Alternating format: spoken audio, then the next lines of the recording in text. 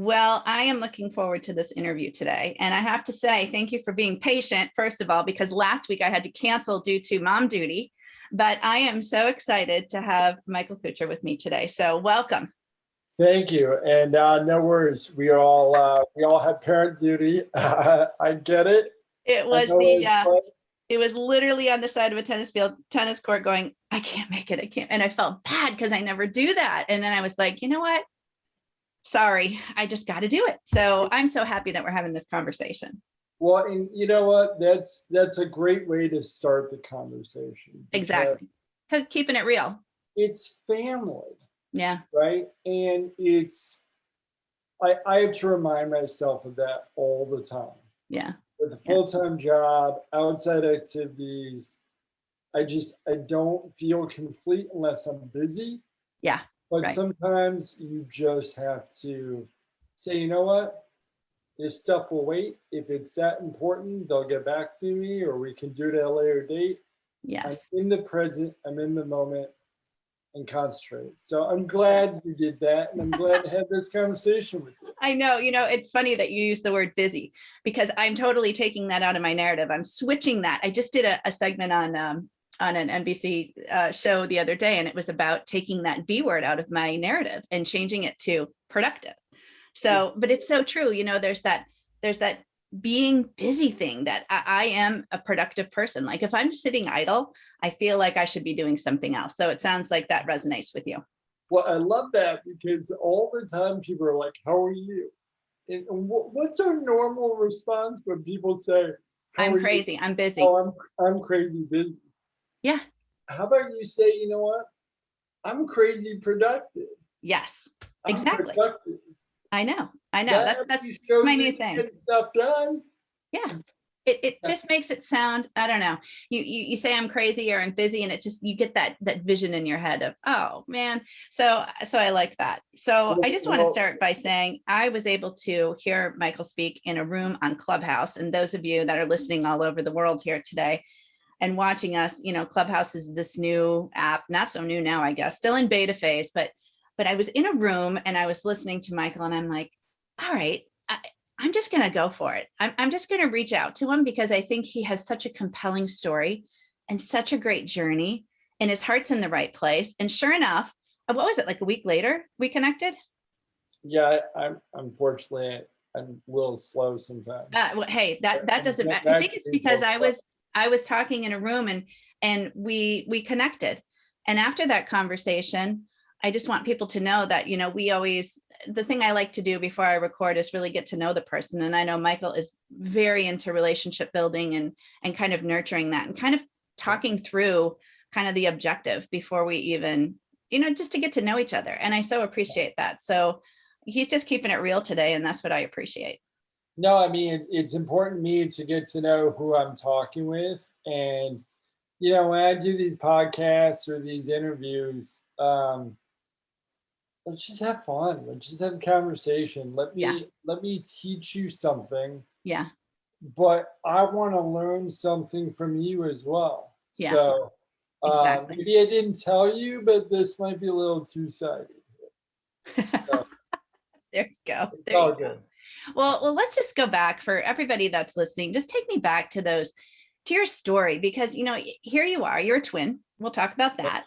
But, you had some real struggles. I mean, just from the day of delivery, you were overcoming obstacles. So let's talk about that. Yeah. I mean, well, to be honest with you, day of delivery, my parents didn't even know I was going to be born. Isn't that crazy? They thought that they were only going to have one child, because I was so preemie that back in 1978, and yes, if you do the math, I'm 42, but back in 1978, they didn't have sonograms. Right. All they had was an X-ray and a stethoscope.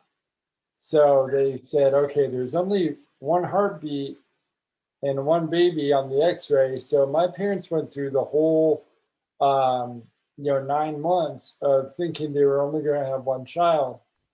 Well, did they know I'm a little surprise. A little treasure there. A little treasure. Little surprise. Yeah, so, that's crazy.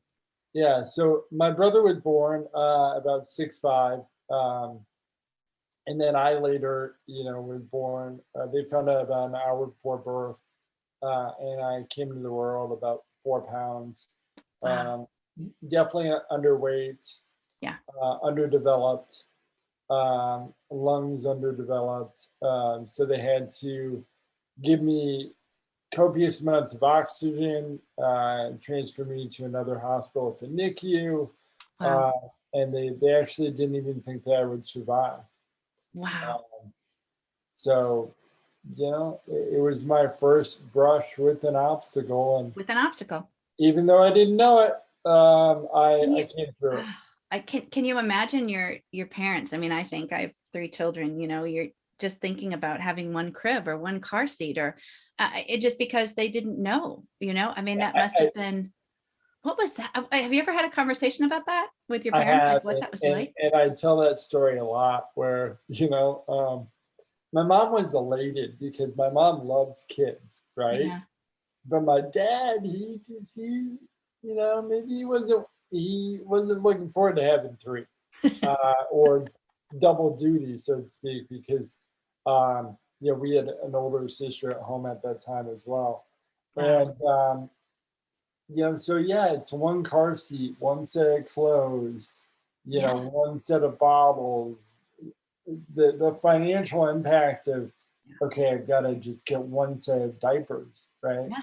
I think my mom ended up using cloth diapers back in that day. I Um, think that was the thing. I mean, I yeah, think I'm a little bit older, but I mean, I think that I was the would thing. do it. But yeah, it was, I call it an unexpected moment. And Yeah. when I speak to audiences around the globe about my message, I talk about unexpected moments. And really, life is so full of unexpected moments, Hmm. we just don't realize it. And Yeah. because our blinders are on and we're like in productive tunnel, right? I Yeah. almost said busy tunnel, but productive tunnel. True. Um, that we don't really understand what's going on around us, or really who Yeah. is around us either. You and I Exactly. talked about this earlier about, when you drive to the grocery store, do you even remember the way you went, Right. right? Sometimes you don't, you totally blank it out. Yeah. It's So I try autopilot. to help people come to their senses and Yeah. have a different perception. Yeah. Yeah. So you were diagnosed with cerebral palsy. When was Yeah, that? yeah. Diagnosed at the age of 3, because yeah, and they traced it back to having too much oxygen, when I was during birth. So diagnosed at 3, and that was really because of my mother. Um, Hmm. the doctor, she went to the physician, said, "Hey, Michael's underdeveloped. He's not doing the same things his twins doing or his sister's doing." Um, Right. so she saw the red flags, but the physician was just kind of brushed her off and said, Really? he'll Yeah. kind of grow out of it. And my mom's amazing. She's just a bulldog, and Yeah. she didn't take that answer. Yeah. And so she kept getting more and more research. And Wow. then finally they put the cerebral palsy name to it. Wow. Um, I have a very mild form of Yeah. CP. And most people, when I tell them that I have a disability, or what I like to call a difability, um, Oh, I love that. I'll get to that. I'll tell you why. I'm writing that down. Did you tell me Then, that before? I love that. then Huh. yeah, they look at me and they're like, "Really?" Like I had no idea. And Yeah, so I hid it for many years, Yeah. having a disability. And um, you know, um, it's a great story of how I kind of came out and realized that I could be a voice for people with Right. uh, with disabilities, and show a different side, and use a platform that I had, um, to do good in the world. So When you say difability, talk me through that. yeah, so I kept doing speeches and talking about disability, and this sucks. Yeah. This disability name really sucks. Yeah. So you tell me what's a word that has another word that had dis on the front end of it. Disrupted. Disruptive. Is that positive or negative? Negative. Disenchanted. Negative. Yeah. How about This is, yeah. disjointed, disassociate? They're all negatives. That's because that prefix is a negative word. There is a negative prefix. That's so true. I never So thought why of it. are you attaching negativity to my ability? Your ability. So I came up with this phrase difability, and because I use it because I want to recognize that we all have different abilities. That is so awesome. I'm using it in Scrabble. That's a power word in Scrabble right there. Well, I just trademarked it, or I'm trademarking it. Are you? Good for you. So it's mine. I love it. It'll be an official word, I think, then. I never thought about dis being, but you're so right. It immediately evokes a negative connotation. Yeah. So, the way I phrase it is this, if you look at two people, we'll take you and myself, for example, right? Tell me something that you're really good at. I love, boy, that's a tough one. I love making connections with people. I think I'm really good at that. Okay, well, that one doesn't count because I'm pretty good at that too. But I'll do this, right? I'll say, you like to crochet. Okay. Okay, we'll just say that. So you like to knit, and you're really good at it. Yep. Right? I know nothing about knitting, and I can't knit, right? And God, this is really a bad analogy, but go with me on this. So I can't knit, but it would take me some time to get there. I could learn it. Yeah. I would have struggles and obstacles to overcome, but maybe one day I might be able to knit a little bit. Yeah. Right. And so during my day job, I sell corporate retirement plans. Could you sell a corporate retirement plan? No. Probably not. But if you learned and you got educated and you tried really hard to do so, yeah, you probably could, right? Yeah. Over some time. Well, like I said, that's a horrible analogy, but take it for what it's worth. But I get it. Yeah. Two different abilities, and they're just different abilities. It's true. It's true. No, I mean, yeah, it's really hard when you ask me something I'm really good at too. Yeah, I told you this was going to be interactive. Yeah, no, I love it. I love it. But also, like, think of a world where we all had the same ability. Is that good? Like, to me, it's pretty boring. I was going to say, it's very boring. It's very boring. Yeah. We need different abilities in the world.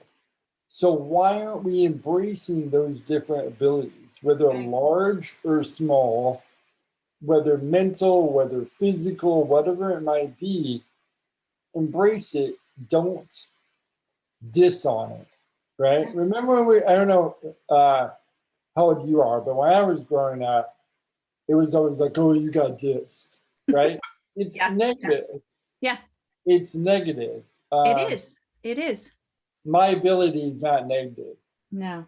So it's a difability. And it's such a mindset thing too. I really, really love that. Kudos to you for coming up with that word, because that's pretty amazing. Yeah. I want you to think back to when you undergo a heart transplant in your teens. You have cerebral palsy. Throw that out there. Yeah, throw that out there. I mean, a heart transplant. I know. Well, we can go back to that, but I mean, it's just such an incredible thing. All of these things that you've overcome. But as a teenage boy, you have a twin brother. I don't know what he's doing at that point in his life, if he's pursuing acting or what he's doing, or if he's athletic. Did you have those moments, Michael, when you were like, oh, this sucks?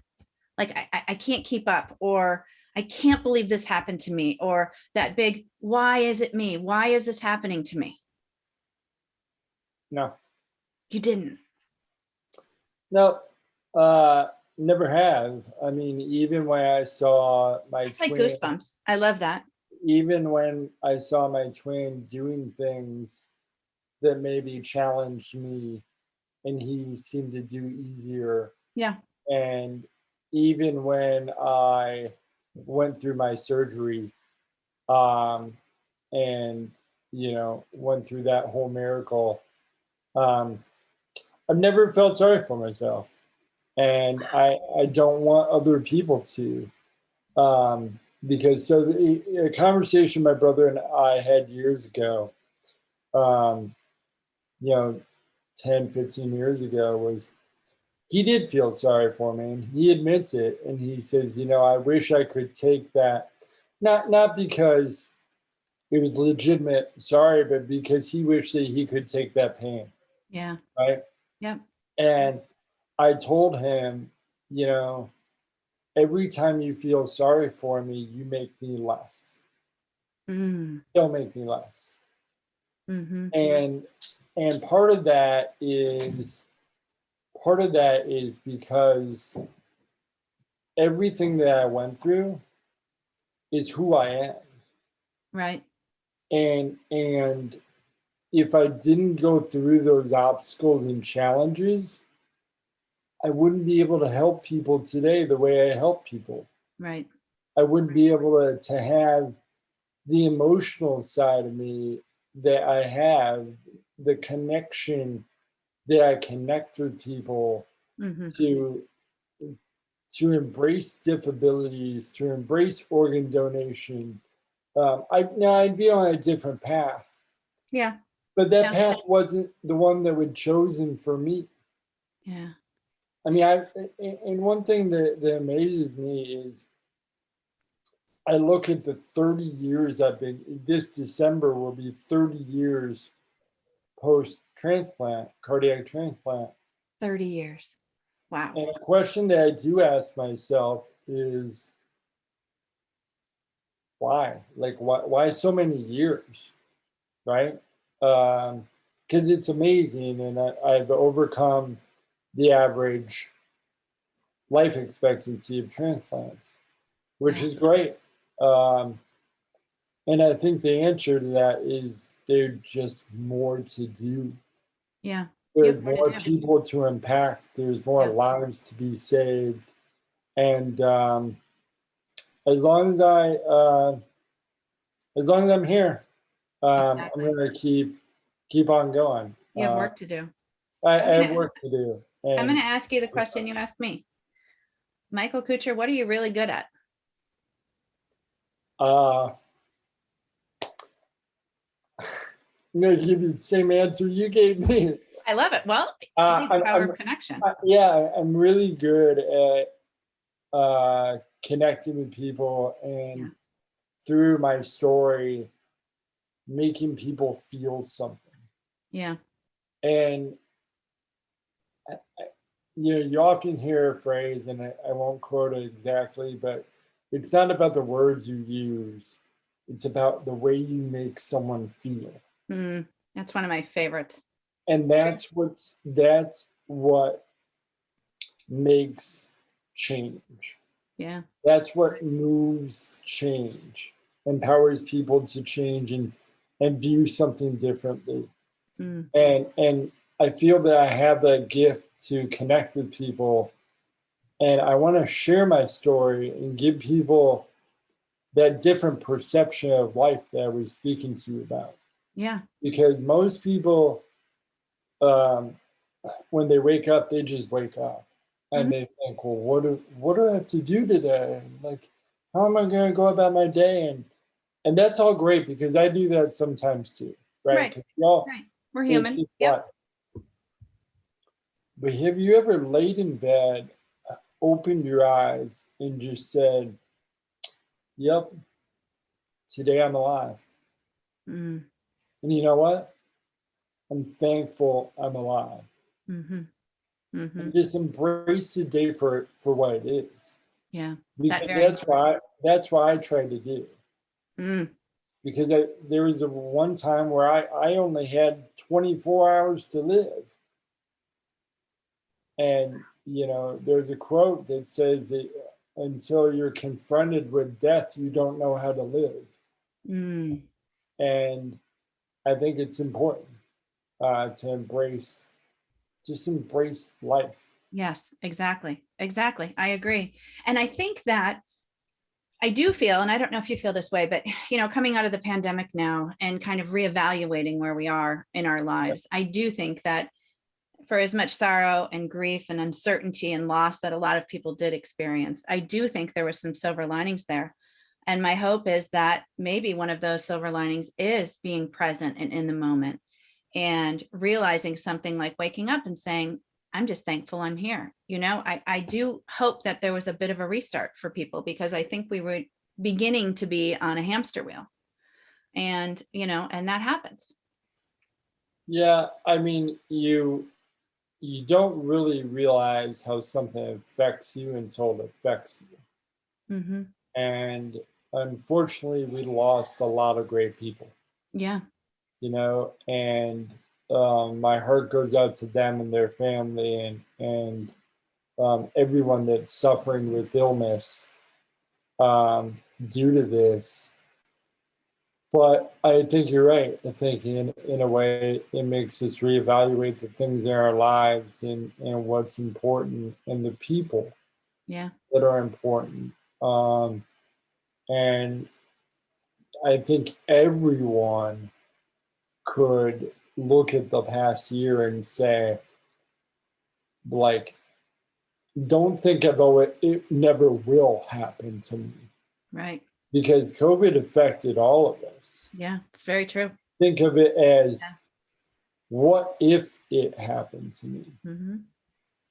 And where could I be and what would it be like? I mean, I've got friends that are have post-COVID symptoms, and I don't know if they'll ever recover. Right. You Right. know, I do too. Yeah.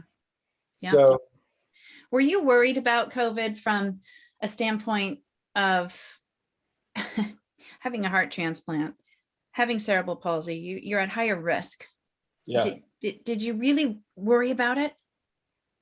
I was terrified. Yeah. Yeah. Yeah. Yeah. I bet that was very difficult, just because of, you just didn't know that uncertainty. And I'm sure with your Yeah, children and your wife, it's scary. yeah. Well, I didn't leave my house for SAR. Yeah. um, I didn't leave my house for months. Really. I worked for a great corporation that, I think once we had 8 cases here in Colorado, I told my boss I'm out. Uh, Yeah. Yeah. because I am higher risk. I'm immunosuppressed. And Yep. even say now with fully vaccination, they don't even know if I'm still fully I vaccinated. know. I know. So, I am at higher risk, and that, it worried me because there was questions around medication supplies, Right. even there was question around everything. Yeah. And I've got 3 beautiful children here in my house that want to play with friends and they want to do things Right. and hang out. And we had to lock down for, like everyone did, but we just had to take a higher precaution. Yeah. Yeah. And, you know, um, yeah, it makes you pause. Thank you for sharing that. Yeah. Yeah. Thank you. Um, as a dad, you have these wonderful children and you have a wife, and do your kids look at you? I feel now with my kids being older, they kind of view me through a different lens, looking at saying, hey mom, you've got this business, you've got this podcast, you're doing all these things. Mhm. How do your kids view you? Because they're old enough now to realize Cool. dad has a difability. Dad has lived through a heart transplant for 30 years. Yeah. Walk me through that a little bit. do you ever have conversations, those courageous conversations you have to have about these things? Yeah. I Well, hope that's not too personal. no, it's fine. So my children, my oldest is 16 years old from previous marriage, and my other two are eh, they're my kids, right? But from Yeah. my, I hate using the word step Right. kids. They're your kids. They're my Yeah. kids from my wife. But I was a single parent, and I raised my son since he was 1 year old. Amazing. So, and I, think of that. I've had my transplant 30 years. He's 16. He wouldn't even know what life was, right? So my son is very aware of, all of them have heard me speak. They understand my cerebral palsy. But once again, it's very, very mild, but they understand why I do and why I do it. And my son's been along the journey for me throughout all the years and understands my philanthropy work, my desire to give back and Yeah. and move forward. And I have a saying that says that if you're not giving back, you're not moving forward. And Oh, and it's one thing that I want to instill in these kids is that the only way to truly receive is to give to other people. yeah. And I think it's so important. And I try to lead and as an example and leave little nuggets Mm-hmm. for them along the way, and do things that they see that are like, wow, Dad, like why'd you do that? Well, and teach them the importance of it and why I'm doing it. And, I'm in the middle of my memoir that's coming out next year, and Fabulous. it's I just wanted to write the words for them to remember, Yeah. I love uh, that. and for them to be able to hold on and pass down. Oh, wait Um, until you hand that over to the when you get it in your hands and you're like, I can't believe it. That's going to be such a great day. I've been telling people this for 10 years. And you're That going to do it. I'm going to write a book. I And said the same thing. And then you just do it. well, then you start making excuses. Yeah. It's Yeah. money, it's the time, it's the my memory. I mean, I even went as far as saying, "Oh, I can't remember stories." Right? But you find the money, you find the time, you find people Absolutely. that will pull the stories out of you, and it's a it's a story that just needs to be heard and Yeah. read. And And read. Exactly. and Exactly. Oh, I can't wait to get a copy. I'll be first in line. oh, I'll sign one for you. Yes. Thank Yeah, you. coming your way. Yes. As long as I get a copy of yours, I will. Yes, we'll swap. exactly. We'll swap it. Exactly. I want to ask you about your relationship with your brother because, your brother's Ashton. I know you get asked that a lot. Yep. And I know you have a really good relationship. And for those that are listening that may have maybe parents of twins or are a twin, I have twins in my family. My sister has twins. There's something special about twins, right? There is. I think so. Yeah. Yeah. I think there's something special about twins. And when I talked to Michael before we even interviewed, we briefly touched on this, and he said to me, I open the door for him, he opens the door for me. It was something, I may not be quoting that exactly right, but I love that Yeah. because, you've had your own trajectory of success for you. He has had his own trajectory of success, but somewhere you continue to support and love each other. And I just think it's remarkable. I think it's really cool. Yeah. I told you there was an emotional side of me. Yeah. It's coming out. So kudos to you. But uh, no, my brother and I have a great relationship. And back to what you were saying, the quote is, there was a time where I take pride in everything I do. And yes, my brother may be a household name, and that's cool. You're just my brother, right? Exactly. And there's a conversation we had about him opening doors for me wherever he could, Yes. and he does, and when I ask him to. But there's a sense of pride in doing things yourself, Mm-hmm. and Mm-hmm. I value that to the core. Yeah. But he also said to me, it's okay for people to open doors for you, and think of it like it's a part of networking too, Yeah. right? Yeah. It's okay to accept help from other people and to let them open doors for you. Right.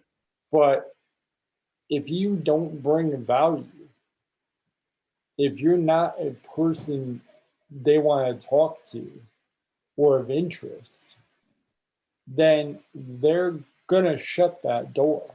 Yeah. Yeah. Um, so I like the message, and I agree with him, and yeah, I mean, our there is something about twins, Yeah. and Yeah. we share this bond, and sometimes we'll just call each other and be like, "Are you okay?" Yeah. Isn't that And like, crazy? are you truly okay? Oh, Because you're just a a bond that you can never get away from. yeah. I've heard that. No, there's something special about it. I agree. I think it's fabulous. And I love that you both have your own things, your own success, and your older sister as well. I mean, and like you said, it's just but it is about adding value. You're right. And how much value you can add to people is incredible. Just through your own journey and your story. Overcoming obstacles is one part of it, but it's just your outlook and your honesty and authenticity. And I think in today's society, especially because we have things like social media, we were talking about Clubhouse, and I mean, I'm a little bit older than you, but I mean, it is crazy, how you kind of have to just put yourself out there, but you do tend to find the people. You navigate to the people that are authentic and genuine. Don't you find that? I mean, you get burned along the way and you find people that aren't, and you just kind of say, okay, I'm going to go this way. But I mean, you're really putting yourself out there. You're going on Clubhouse, you're doing all these things. You have a huge corporate job that you have, and you're willing to put yourself out there and tell a story of your vulnerabilities. I think it's fabulous. Thank you. Yeah, you're right. You're going to get burnt along the way, Yeah. and I I think I'm getting better at reading people, but sometimes I miss. Yeah. I think we And all do. Yeah. my dad often has a quote that I use. He says, um, "Mistake made once is a lesson. Mm-hmm. The same mistake made twice is a lesson not learned." Mm, So if I latch onto someone and they burn me twice, that's on me. yeah. Yeah. But Clubhouse is it's still in beta phase like we talked, but it's Right. a great application, and Yeah. I've been able to meet a lot of great people that have been able to help me along the way.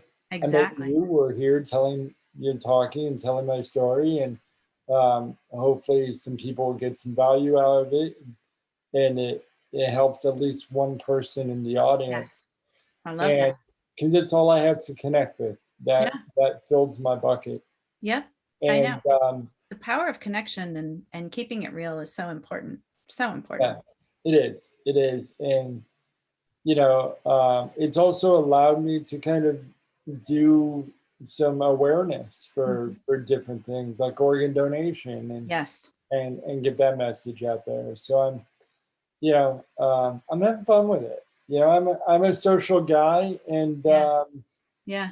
I like to just meet people and network Me and too. see I different agree. stuff.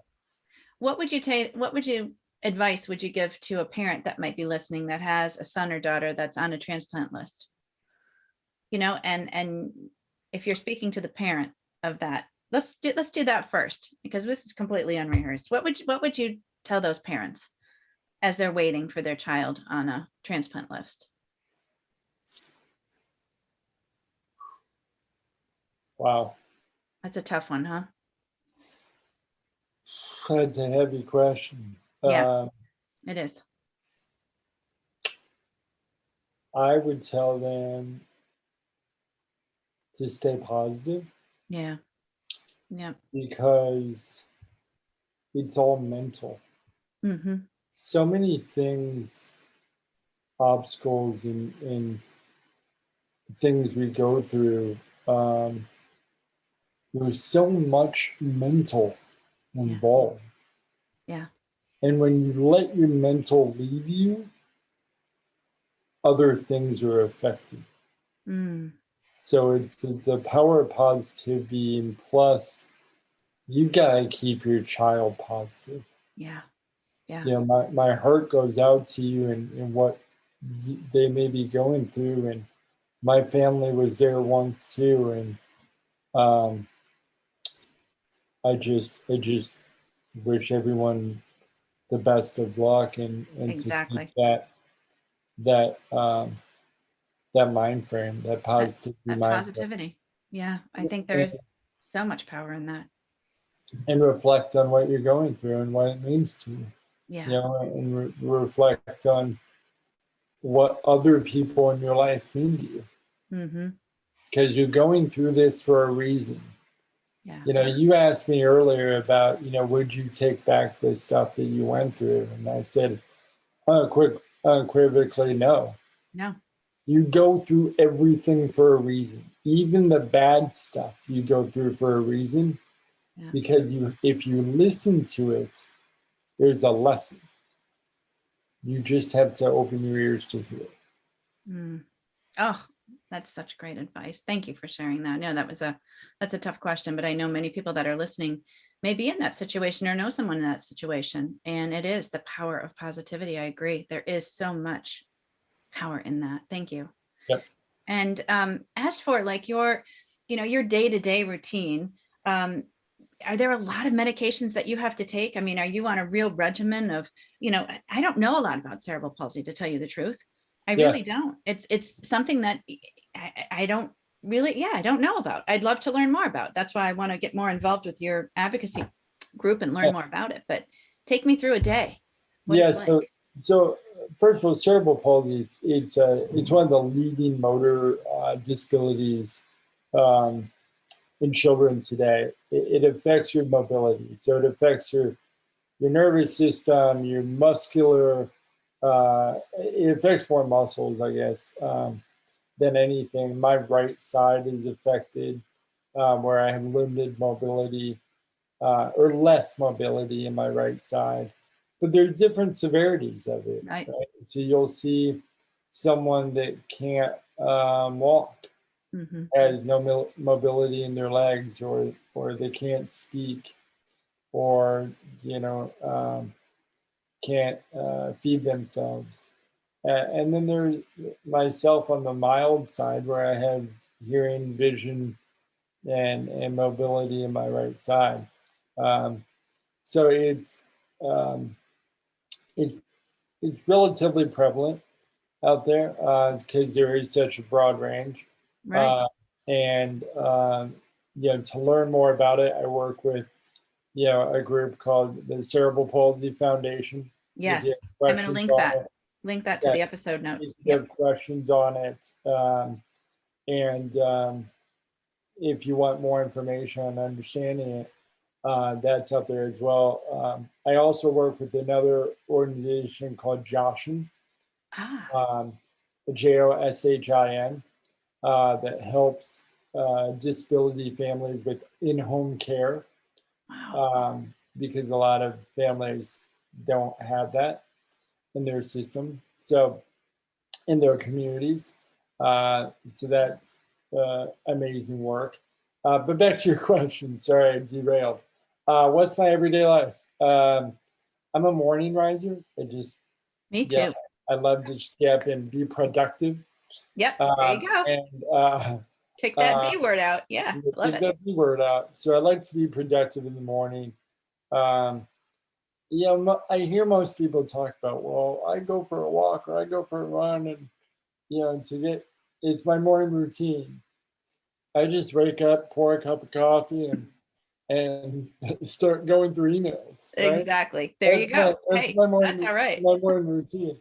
Um, and but in terms of regimen for cerebral palsy, there's really nothing Right. that I do for CP, but for my transplant, I'll continuously take medication 2 times a day. Wow.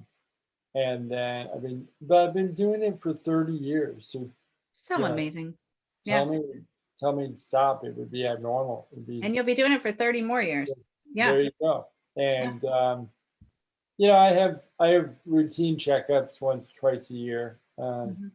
But this far out, yeah, if you think of it, I've lived almost double, or wait, I have lived double Yeah. of when I lived with my old heart. So Wow. you think it's fair to call it my heart? I But think so. I think so. yeah, Yeah. Yeah. You got a uh, big heart. yeah. I always call it our heart because Our heart. I Yeah. want to pay homage to my donor. I like that too. That's amazing. You're a remarkable human. My last question for you, and I'm curious to hear what you would say, is if you were sitting on a couch and you look over and there's Michael at 30, what advice would you give him now that you're 13 years older than that? And 30 years old. It's crazy. You told me this question was coming, Did and I? Oh, did you I? totally did. And totally blocked it out. Or I might have thought it was coming and totally blocked it out. Unprepared, here I am. But best things come when off the cuff. Yes. When I was 30, I would probably take my own advice and slow down. Hmm.